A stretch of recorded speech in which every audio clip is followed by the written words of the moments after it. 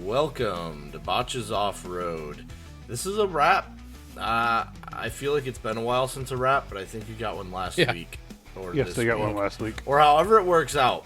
Because everyone was busy, so the episode that was supposed to come out Thursday, there was no one here to send it to you on Thursday. So you're getting it on Wednesday of the... Somehow it works. You got the episode, the last batch you heard, there was a wrap. Yeah. Well, now we have a pretty good one because we all, well, at least a couple of us did something last weekend. So We all did something. yeah, Yeah. Me Well, not what as about much you, as Mark? you do, but yeah. I want to know what you did because I haven't heard anything about what you were doing. for the most part, I was dog sitting. I was watching Alex's Oh, Healers.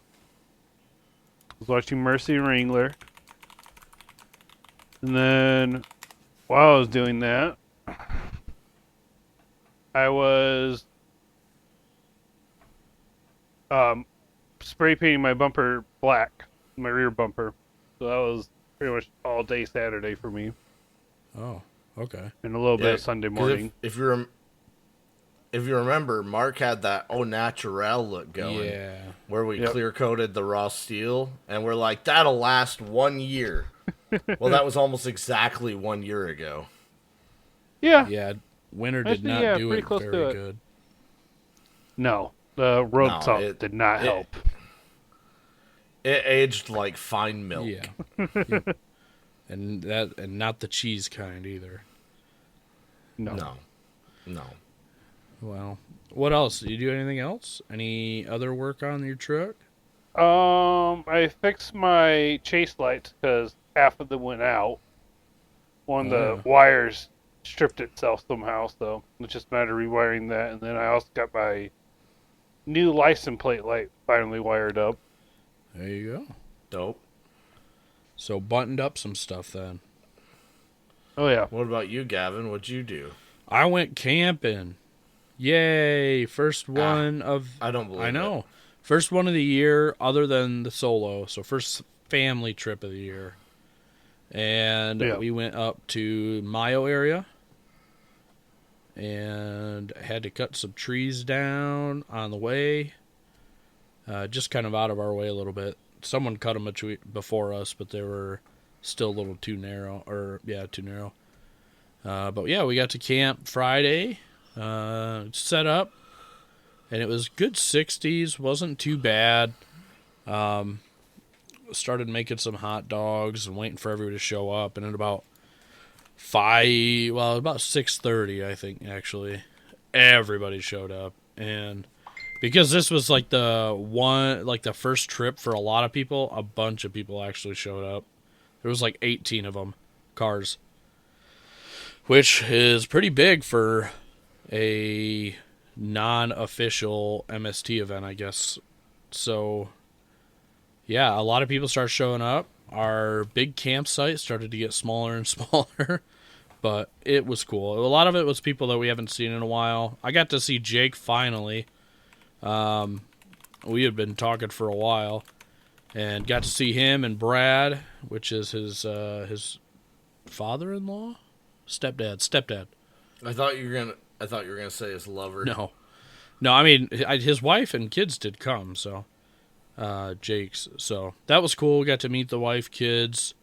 Actually got to sit down and talk in person for a second. And Zach came, of course, because it was his trip. And met some other new people. There was an H2 and an H3 there. The H2 is pretty cool. The H3 is cool. And a rust-free RAV4. That was pretty dope. I think that was a first gen. What? Oh my God! Was it manual? No. Dark green, though. Oh, so it was almost cool. Yeah. Then. No. 4-door or 2-door? 4. I want a 5-speed 2-door. So The only bad. reason I First gen. might know the answer to these is because we talked about it during one of the trail parts. But yeah, so everybody got there. We hung around for a little bit. Sienna said she was cold, even though it was 65 out. So I regrettably hooked up the diesel heater. Regrettably, just because I got to figure out a way to make it a little faster. It just felt like it took too long to get set up. But anyway, yeah, set that up, turned it on 1, and it went from, wasn't like 65 like at the end of the night, but it was, you were in the 50s, brought it up to 70. Mm-hmm. So on 1, so that was good. That ran all night. I slept okay. I never sleep good on those first nights of camp. But the diesel heater did good. We had the whole tent zipped up for insulation, so that held it really well. Every time you walked outside, it was like a 30-degree drop. And it rained and stormed all night. And of course, I wasn't paying attention and put us under like the biggest dead tree at the whole camp. So I was like kind of paranoid about that. Like it was a good 20 feet away, but if it fell towards us, it would hit us. So like we weren't under any like widowmakers, but if it did decide to tip over, we'd be in the path. So something you always want to keep an eye on when you're camping is not to camp under or super near any dead trees because of that. But yeah, first that shit's fucking terrible. Yeah, and I've had limbs fall off. Thankfully not big ones, but enough to hit your tent hard enough to scare the shit out of you. Thought it was Bigfoot. But but yeah, no, first night was good. We had a storm, and we did not batten down the hatches as far as like throwing guidelines out. We only had the 5 pegs for the 5 corners, whatever. And that was enough for the storm. The wind was cut down a bit because we were surrounded by trees. And the downpour was a good 45 minutes to an hour, off and on. And we were absolutely bone dry in there. So the stitching that I was worried about, not even a little bit of water. So, yeah, good. I mean, so far, so good. I would say the outside material was discolored from being wet, but it wasn't wet itself, if that makes sense. Gotcha. But no, I mean, it was good. Woke up the next day, it was pretty damn cold, like 40s. And we all got ready, packed up, hit the trails. And trails are super easy. There was a lot of washouts. I would say like 6 to 8 inch washouts. So it made it a little fun doing those, but they weren't challenging. Yeah, it wasn't really any challenging. I think I put it into 4-wheel drive twice. One of them was for a video, so I didn't look like a doofus just in case I flexed out a little. And the other one was for Bull Gap, which was the area that we were in. There is a hill next to, that we traveled to called Bull Gap, and it's a giant sand hill. And out of all 18 rigs that were there, I think 5 people tried it, and only 2 people that made it were the like brand new Toyota 4Runner and me. So I was pretty stoked about that. I had it in 4 low, 3rd gear, diff locked, and I just didn't have enough juice to get it up there. And so I decided to just try 4 high and see how that did. And I put it in 4 high and zoomed right up it, and no problem. Well, I mean, it was deep, so little problem. But yeah, I mean, what PSI were you at? 15.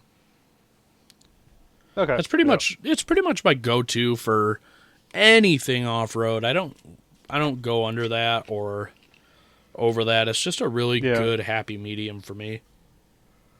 Yeah, for rooms that we got, 15's kind of...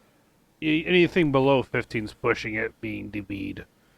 Yeah, and I had that. I always have that in mind. Like, I always remember UD beating, and I'm like, I don't want to go under 10. I don't want to go anywhere around 10, really. That 5 PSI is a big difference. So... but yeah, I did Bull Gap. I was super stoked about it. Someone got me on video doing it. I think I gave Jake my camera. Even did some celebratory honks. My legs were shaky. Not gonna lie. My legs are shaky because I'm scared of heights, and that was. Have you guys done Bull Gap? No. Okay, I'll have to take you guys out there sometime because that is no joke. I'm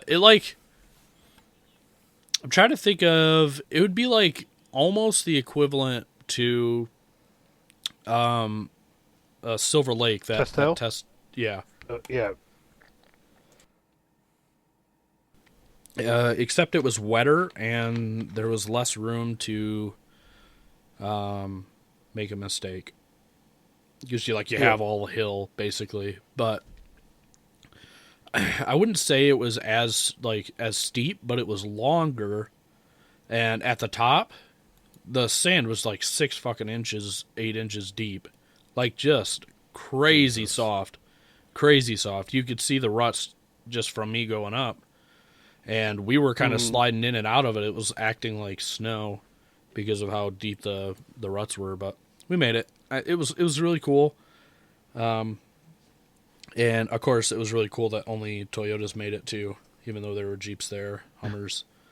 The RAV4 did try it. And it made it up probably a quarter of the way. And If it was a manual, it'd probably make it. oh, that thing, you were hearing it go. He was like, brrr. Just like you could hear the high RPM the whole time. You hear it go, and there was boom. They just put it in reverse. So, and then there was an '89 XJ that tried it, and he made it probably 3/4 of the way before his dug down, and he couldn't do it either. So, yeah. But yeah, it was really dope. Coming back down it was kind of sketchy just because as you're going down the hill, you're kind of holding on the brakes a little, and your truck just wants to slide sideways, like, so bad. Like, even little turns, it's just like, oh, you guys can't see that, but I was sliding sideways in my chair, rotating a little bit, so... But yeah, no, that was cool. We got done with that. I was, flying high for a little bit, waiting for my adrenaline to go down, and we were going to an overlook. I can't remember what it's called. And the last part of the trail was completely fucking destroyed with trees. So at that point, thankfully, 4 of us had saws. We had about 8 or 10 people out there. And we just started fucking just cutting path, dude. We'd cut about 50 feet, drive about 50 feet, cut another 50 feet, drive 100 yards, cut another 50 feet. And it got to the point to where some of us were just walking the trail while everybody was walking back to the trucks and cutting path. Like, I just had Sienna start driving, and I just kept walking up the path and cutting down trees so that we could go over them because it was like, it took like an hour just to do the last like mile left of the trail. And there were plenty of people to help too. It was just, I mean, even on the way into the trail, we had to cut to get in, and they had to cut too. Mm-hmm. And every other trail to get into that campsite, you had to cut, like trees down everywhere. It was really equivalent to like last year with Gaylord's horrible storm. Like, trees down everywhere. It was just really close to the same thing. There's just a shit ton of dead trees up there. Makes you wonder, like I hate, I would never, like, intentionally start a forest fire or anything, but you almost wonder if the government should just burn those couple sections down because it's like 90% of that's dead standing. I think they should. I think that we should have controlled burns, like, all the time. Yeah. They did have some, but they were like on the side of the highway. But we saw a shit ton of wildlife. Jake, he drives an XJ, pretty clean XJ. His dad drives a JK. And we were driving, and Zach mentions that he just saw a deer. And then like 2 seconds later, Brad gets on the walkie and is like, holy fucking shit. Everybody's like, what? What's going on? He's like, I just had a fucking deer jump over my hood and hit my hood, like like he said, the hoof hit his hood somewhere. He's like, Yeah, I just shit kind of you running not. across it. Yeah, window deer right across the window, and we're all like, "Oh fuck, did you break anything?" He goes, "No, I mean nothing from the inside. Nothing looks bad." And then when we finally got to a parking spot, the only mark that deer had made was a like two print, like from the paw or whatever, Yeah, the hoof. or the hoof, on the windshield where the wipers couldn't reach. There was like a print to where you could see it drag across, and that was the only mark it made. And he was just shitting himself. He's like, "Oh my god, dude, it was crazy." I mean, that sounds terrifying. yeah, I mean, it was so close. But yeah, we saw a shit ton of deer out. There was deer everywhere. Mayo, I didn't know, was like the turkey capital of the U.S., and there were turkeys everywhere. Nah. Turkey. Well, the turkey capital of Michigan is Allendale. So. I don't know. There's a sign that said. So they might have some turf wars going on. But I mean, other than that, it was good. We got back home, and Sorry, I'm sending stuff to the Yeah. group chat, throwing Gavin Yeah. off. anyway, we got back home to camp, and it got cold quick, and it was forecasted to snow, get down into the low to mid 30s. So we pretty much got home at home I say, but camp at like 4:00, 4:30, and I immediately started the diesel heater. And basically the wife and kid just kind of stayed in there the rest of the night, and I made dinner and bring it in, and and we kind of chilled. The last night was kind of just batten down the hatches because it was too damn cold. Oh yeah, and of Saturday's course, cold. yeah, and of course I left my sweatshirt out Friday night in my chair on accident, and it downpoured. And it was my only sweatshirt. So I was wearing my rain jacket, which is literally just a thin piece of plastic, and that was all I wore for windbreak the whole weekend after. So that was pretty rough. But yeah, Yeah. it was pretty good, pretty dope. Sounds like it was a good trip. You got a lot done. A lot of wheeling, it sounds like. Yeah, I mean, all day Saturday, did a lot of cutting. I mean, none of it was hard, but it was just fun to get out with people, chat, get some experience out there.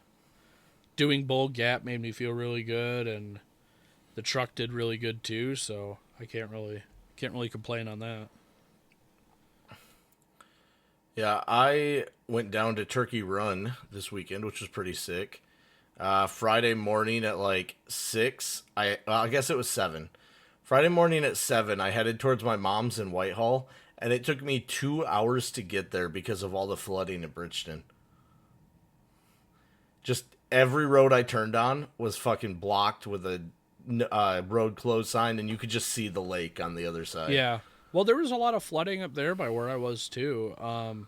There was a lot of parks that we drove by, and the parks next to the river were completely flooded out to the parking lot. Like, yeah, hell yeah. So yeah, the flooding was really bad there. So that was another reason why we only stuck to the route, because we were gonna go and do some other trails, but between the trees and the flooding, we were like, I don't think we're gonna get anywhere.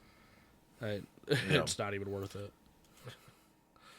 So, got up to my mom's, hooked up to her camper. She's got a little, I don't know what that thing is, maybe 20 foot. It weighs like 7,000 pounds, 8,000 pounds loaded somewhere in there. Hauled that down, all the way down to Indiana in the Power Stroke. Well, okay. We made it to about an hour in, and then the bathroom break started. Mind you, we're convoying with my mom and stepdad, and they had 2 babies in their truck. We had my nephew, my sister, my wife, and me. So there was a bathroom break like every 40 minutes, dude. It was the slowest fucking trip I've ever been on. God. What is normally like a 4-5-ish hour drive took us 8 hours. Oh, it sucked. But we did stop at Cabela's, which was kind of sick. And I was like, I'll just go look at Nebo's stuff. and then I realized I own like 90% of what they sell at Cabela's Yeah. from Nebo. So whatever. So then we get down to camp. I didn't have the Forerunner, which it is so weird camping not in your camping rig.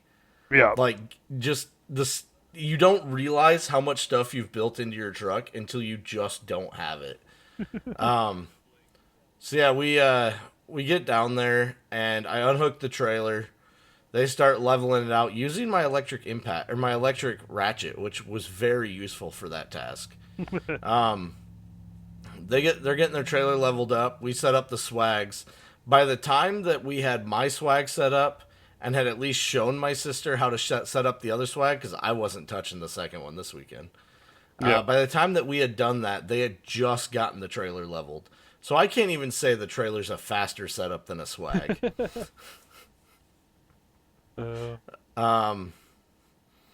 Yeah, it was pretty sick, dude. That first night, I think we had steak the first night. It was pretty good. And just sat around the fire, hung out with friends that we haven't seen in, 15 years. Our friend Jeff, he was telling us the story. So they just sold their old Sequoia. I think it was a first gen. Yeah, I think it was a first gen Sequoia. And when they bought it, it had 73,000 miles on it. Mm-hmm. They were getting rid of it because it had like 280,000 and there was starting to be something wrong with it like every other weekend. Yeah. Well, he did a Carfax check on it just before he sold it and found out that before he bought it, it had recorded 330,000 miles. But then he bought it with 73,000 miles. So someone had rolled back the clock and it actually had like 600 and some thousand miles on it. Yeah, no wonder it was having some fucking issues at that point. Yeah, dude. And it was like ball joints and just all this suspension stuff. It still ran like a top. Yeah. So they sold that and they bought a 2016 or 2016 or 19, I can't remember. White Sequoia. Thing's fucking beautiful. They pulled their pop-up down with it. And he's like, yeah, you don't even feel the pop-up behind it. And I'm like, yeah, I'm sure you don't. Yeah, those are nice. Dude, it's such a nice truck. I will give Joe props that his Sequoia is like one of the coolest Sequoias I've seen, especially in Michigan. Like, that thing is sick.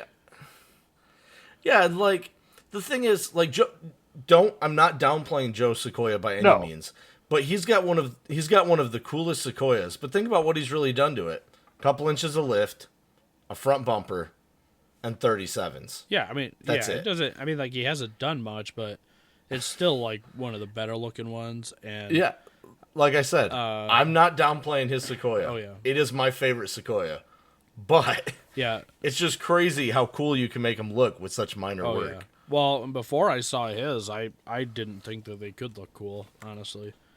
But Yeah. Watching his come over Marblehead, it's literally like watching a hippo just climb a hill. Like, it's hilarious. yeah, I was with him. We did some trails. They were like dead trails, like there was no one on them, middle of nowhere in the UP, and we were doing very fast. And that truck was handling that like a fucking dream. That's really what it's good at. It's IRS, IFS, so it just absorbs everything at fast speeds. Yeah, Lower speeds, not so much, but we were cooking. yeah. That thing is a fucking beast. I love that truck. For sure. But, so yeah, we, Friday night, we just kind of hung out, relaxed. And then, I don't remember what time I went to bed, but I remember it was just as the thunderstorm was starting. Bro, that thunderstorm that Southern Indiana got, it started out hot. Like, it was probably 85 degrees when the storm started. And by the time it was done, it was like 56. Yeah, it moved quick. But everybody then, got hit this last week. Like, all of Michigan, Indiana, just a big line that went from, like, what was it, Wisconsin down to Oklahoma or whatever. And just a big line that went east, and there were tornadoes everywhere. And that's what, like, really screwed us up in the area for flooding, because that was an absolute torrential downpour for a while. Yeah, so then Saturday, we woke up, had breakfast, and we went hiking. I was down at Turkey Run, again, Turkey Run, and Turkey Run is one of the most beautiful places in the Midwest to hike, because you come down into this big rocky valley where there's just rocks, going up both sides. And you're literally hiking through this valley with a creek running through it, and there's just waterfalls everywhere that you've got to climb up to get through, and it's absolutely beautiful. And I did this with a dog, which either of the healers would have lost their mind at the waterfalls because they were loud and scary. And the border collie just ran up it, like happy as could be to be in that group of people. It was absolutely hilarious. And we'd come up to a stick that people had been using to cross the creek, and he'd just balance himself and walk across it. Like it was awesome. Yeah. I have a and there's oh, I'm sorry. Go ahead. Go ahead. Oh, I have an area that you took pictures of it, and you sent it to our chat, and it was beautiful. But I thought you were in Wisconsin because I sent a maps link to the podcast, and if you look at the pictures, it's called Witch's Gulch, I believe. If you look at the pictures, it's very similar to what you have. Oh yeah. And it's just that one's got gorgeous. The thing about Witch's Gulch, though, is it's mostly a flat trail with like bridges and stuff. Yeah, yeah. Also, on my bucket list of places to go because it's absolutely beautiful. Oh yeah, dude. The thing with Turkey Run is you have none of that. Like you are going through the terrain. Yeah, it's just cool because it's got like a bridge that goes through the gulch. And, oh, God, that's scary. Like, do you see that? Do you see the picture I sent of people going up the right side of that waterfall? Yeah. So Oscar just ran right up that and started playing in the water waiting for me to get up. Like, he was so excited. But then you get to the pictures of us on, like, that really narrow area. So right to the left of that is where the water runs. And it's this really cool V section where you have to like straddle the water. And I mean, I wanted to do that, but I'm not going to do that with a dog. Right. But yeah, so we did that narrow section. And to get up to that, what you can't see is that there's like footholds where people have stepped for so many years that it eroded the rock to make stairs. Yeah. And I was not expecting this dog to just happily climb that fucking rock face like it was nothing. Yeah. And I mean, he stayed. Like, you see how narrow that is. Most dogs are going to freak out and try and jump off. He wanted to jump higher. There's the picture of him looking up. That's because earlier than that, he had tried to jump up onto the next level of rock there. Like, it's crazy to have a dog that's happy to do harder stuff like that. Yeah, younger too, so that helps. It does help that he's only 3. But yeah, no, I've been wanting to go to Witch's Gulch, and I wanted to plan a trip to get there, do it, and then loop around the UP and back. But, hit some of the stuff in Wisconsin. I was going to just take the ferry to Wisconsin, but it's way cheaper in gas just to go around than the ferry is absolutely fucking crazy. Unless you're driving my Power Stroke, it cost me $500 to get down to Indiana and back. All right, now everything costs a lot of fucking money in gas. I mean, yeah, but gas for you guys is what, like $3.99? Yeah, yeah, something like that. I was paying $5.50 a gallon. Yeah. It does. I mean, it's still expensive. Fuck, and it's summertime blend now, which on summertime blend I get like 6 miles to the gallon less. Yeah. I just know I spent way too much on gas this weekend, and like it was like $150 to go 3 hours and do a couple trails, and that was pretty rough for what it was. Yeah. It's just that's the way of the world right now, I guess. So do some more. But yeah, so then after hiking, we went back to camp. I don't remember what we did back at camp. Sat around a fire. That's pretty much it. And then went to bed, woke up, and packed up and left Indiana by noon. We made it most of the way and stopped at the Albanese Candy Factory. Bro, that place is fucking awesome. It's like Willy Wonka's chocolate factory. Oh like, it's yeah, that they do cool. like the gummies and stuff. I think like they Yep. big into that. So I got some chocolate covered espresso beans because I needed something to help keep me up, so it was just convenient.